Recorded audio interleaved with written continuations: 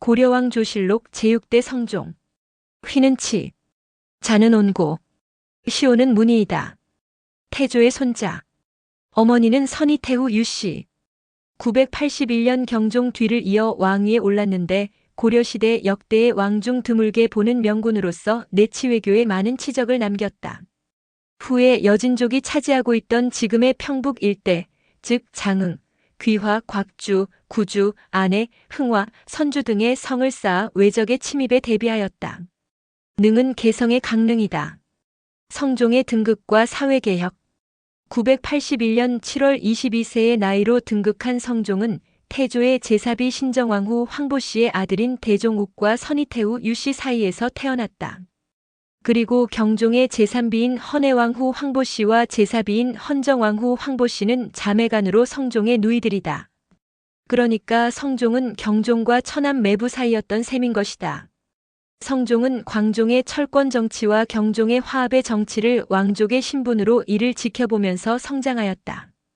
두 선대왕의 정사를 다루는 방식이나 사회적 분위기로 보았을 때는 많은 차이가 있었지만 결과적으로는 왕권의 강화를 위한 정치를 펼쳤다고 해도 과언은 아니었다.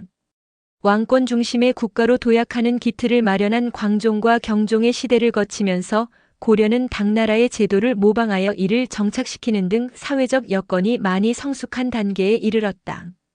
이러한 바탕 위에 왕위에 오른 성종은 중앙 집권적 왕권 국가의 완성을 위해 대대적인 제도의 개혁을 단행했다.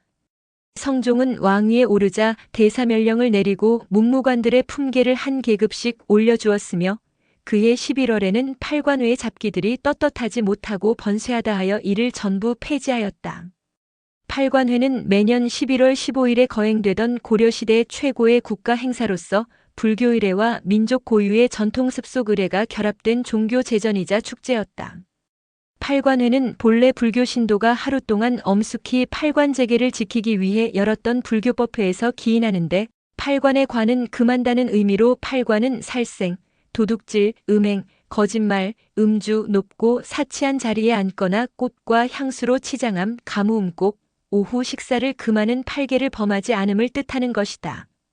그다지 주목할 만한 일이 아닌 듯하여 보이지만 연등까지 폐지해버린 성조의 조치는 대단히 큰 의미가 있는 당시에는 일대 사건이었다.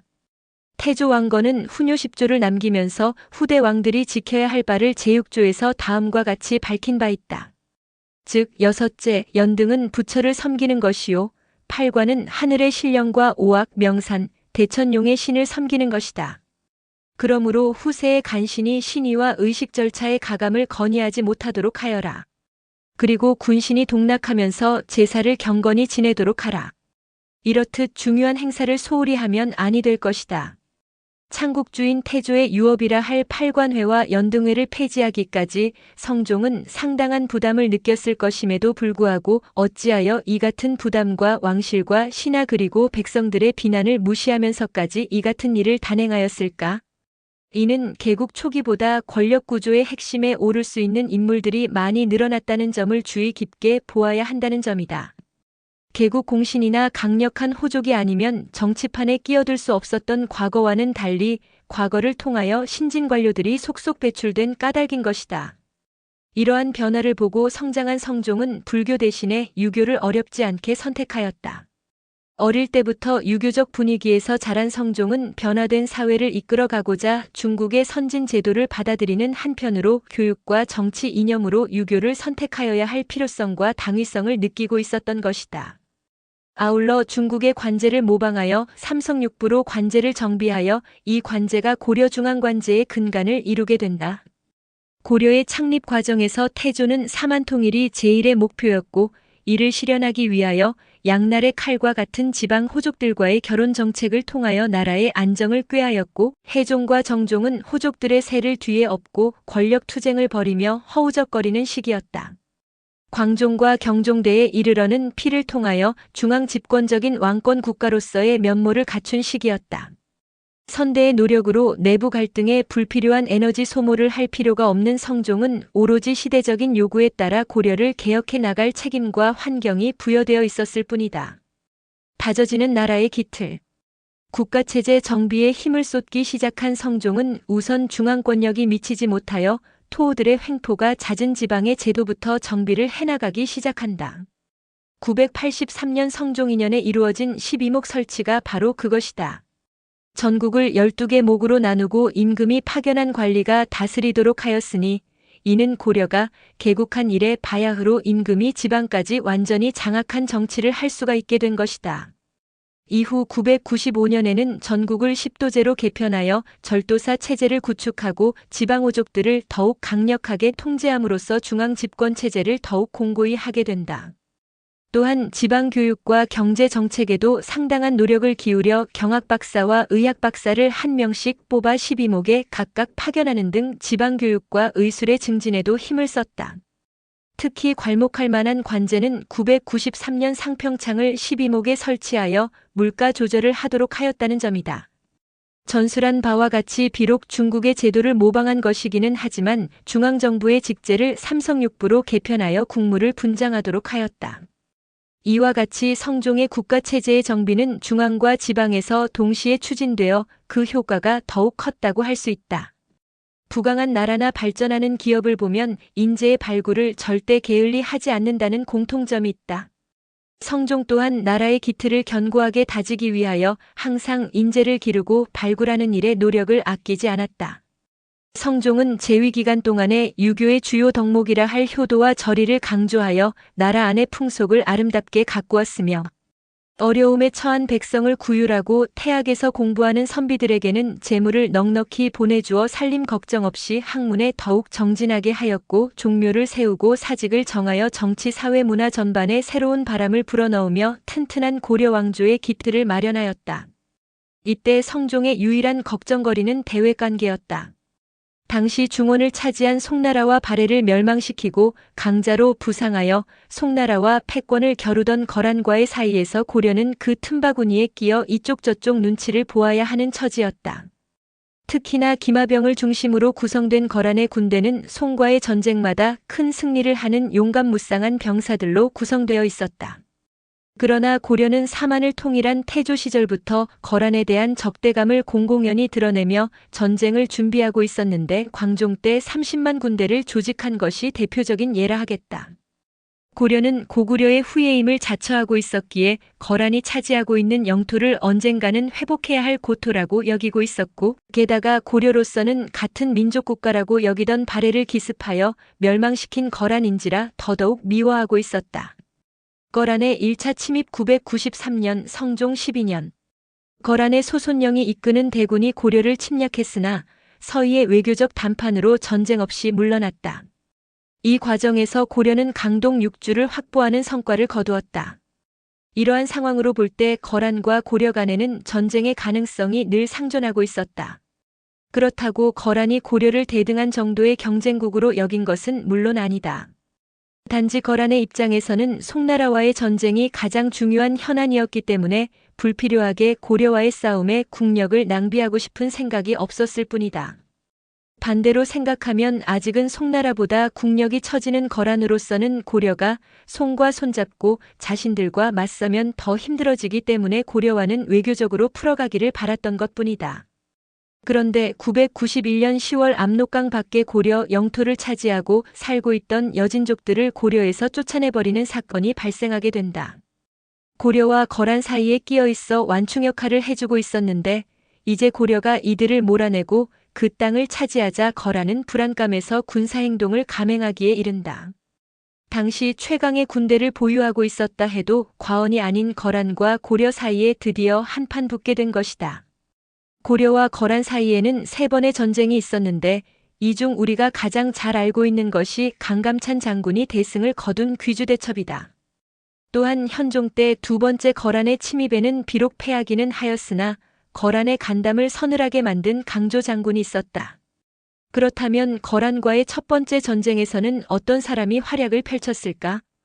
우리가 익히 아는 서희의 단판과 강동 6주의 획득이 바로 이때 일어난 일이다. 서희는 광종 1년 18세의 나이에 감과에 급제한 후 여러 차례 승진하여 내의시랑 정사품으로 국왕에게 국정자문을 하는 차관 정도 직급에 올라 송나라에 파견되었다.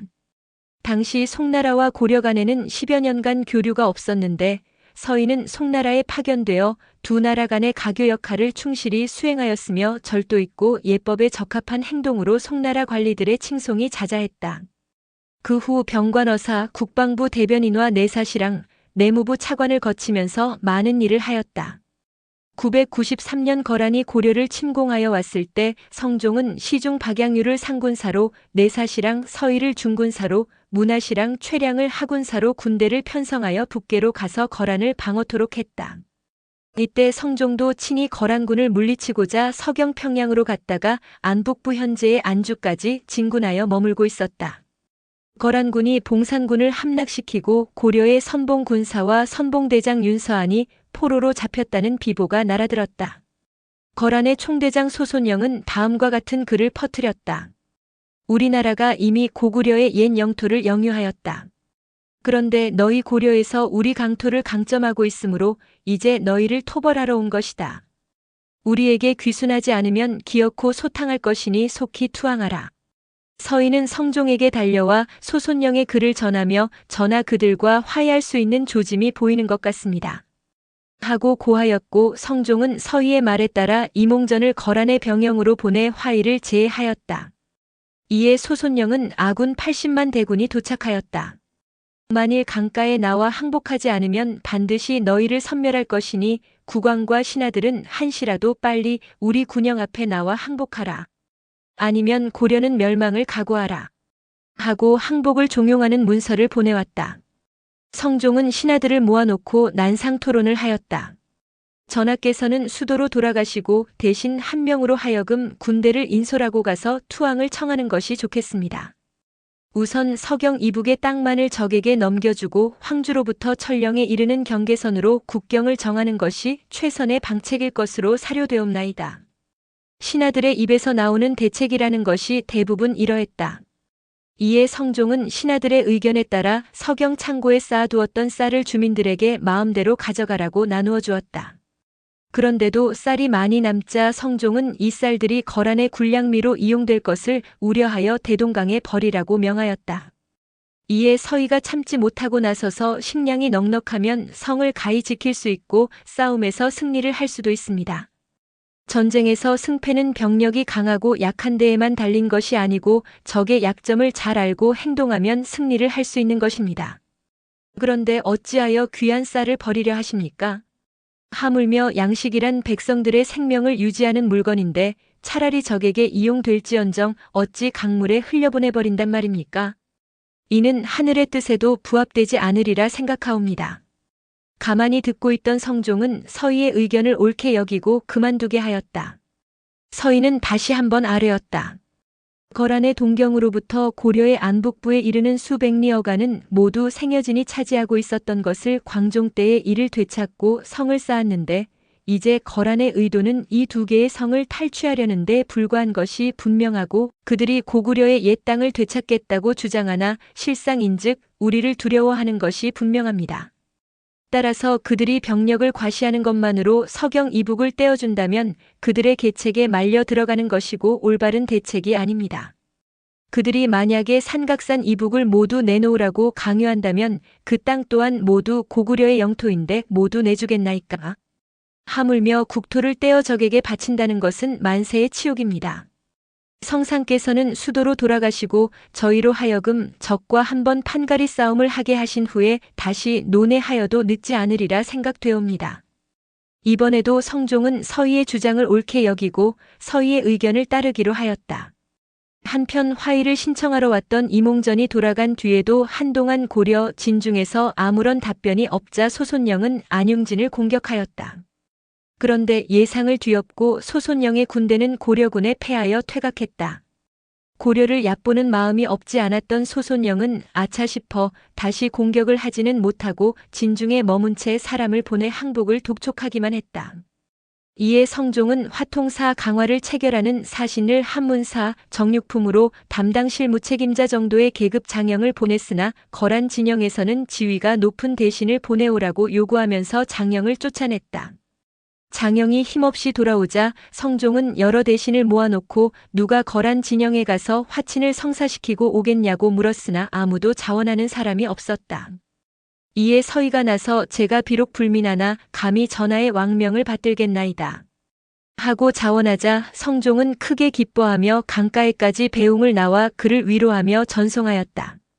자칫해 협상이 파탄이 나면 소손영의 칼에 목이 떨어져 나갈 수도 있는 불리한 상황에서 의젓하게 나서는 서희에게 성종은 무한한 애정을 느꼈을 것이다. 서희는 통역관만을 데리고 뚜벅뚜벅 적진으로 향했다. 그의 운명 그리고 고려의 운명은 어찌 될까? 서희 단판으로 강동 6주를 얻다. 국서를 가지고 거란의 영문에 도착한 서희는 먼저 통역에게 회견하는 절차를 알아오라고 하였다. 소손영은 거만하게 내가 대국의 지체 높은 귀인의 신분이지만 모처럼 온 손님이니 내 친히 뜰 마당까지는 나가는 호의를 보이겠으나 고려의 화통사는 나에게 큰 절을 올려야 하느니라. 서희는 기가 막혔다. 신하가 임금을 대할 때 당하에서 절을 하는 것은 예법에 있는 일이나 양국의 대신들이 대면하는 자리에서 어찌 그리 부당한 요구를 하는가 하고 답을 보냈다. 그러나 소손영은 재차 3차 절을 하라고 고집을 하지만 서희는 꿈쩍도 하지 않고 숙소로 들어가 버렸다. 내심 서희의 인품이 비범함을 알아본 소손영은 결국 당상에서 대등하게 대면하는 예식 절차로 가름하자며 한 발 물러서게 된다. 그제야 서희는 소손영과의談판을 시작했다. 당신의 나라는 옛 신라 땅에서 건국하였고 고구려의 옛 땅은 우리에게 소속이 되었는데 어찌하여 당신들이 침범을 하였는가? 또 우리나라와 국경이 연접하여 있으면서도 바다를 건너 송나라를 섬기는 까닭은 무엇인가? 땅을 떼어 바치고 국교를 회복한다면 무사하리라. 소손영의 목소리는 엄중하였다.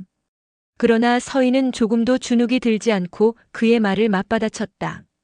그러지 않다. 우리나라는 바로 고구려의 후계자이다. 그러므로 나라 이름도 고려라 정하고 서경을 국도로 정하였다. 그리고 경계를 가지고 말하자면 귀국의 동경이 우리 국토 안에 들어와야 하는데 당신이 어찌 침범이라는 말을 할 수가 있겠는가? 또 압록강 안팎이 역시 우리 땅인데 이제 여진이 그 중간을 점하고 있으면서 간악한 태도로 교통을 차단하고 있는 마당이라 귀국과의 왕래는 바다를 건너기보다도 어려운 형편이다. 이는 여진의 탓이지 우리의 뜻이 아니다. 만약 여진을 구축하고 우리의 옛 땅을 회복하여 길을 통하게 된다면 어찌 국교를 통하지 않겠는가? 장군이 만약 나의 의견을 귀국의 임금에게 전달하기만 하면 어찌 접수하지 않으실 리가 있겠는가? 서희가 이처럼 논리정연하고 당당하게 논박하자 소손영은 강요하기 어렵겠다고 판단하고 자기 나라 임금에게 보고하였다. 고려의 의견을 받아들일까요? 아니면 일전을 하여 고려를 굴복시켜버릴까요? 거란 임금의 회답은 고려의 요구를 들어주고 정전하라였다. 결국 땅을 빼앗으려고 전쟁을 일으켰다가 더 많은 땅을 붙여주게 된 셈이었다.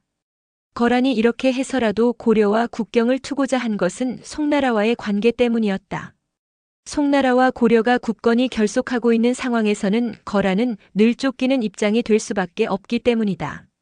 이제 거란과 고려가 국교를 맺었으니 고려와 송의 사이가 소원해지는 것은 뻔한 이치이고 그리 되면 거란은 한결 편안하게 송나라와 전쟁을 치를 수 있기 때문에 반대로 영토를 주면서까지 고려와의 관계를 안정시킬 필요가 있었던 것이다. 말하자면 윈윈 작전이었다. 이리하여 고려는 서희의 뛰어난 협상력으로 별다른 희생 없이 강동의 6주를 얻게 되었다.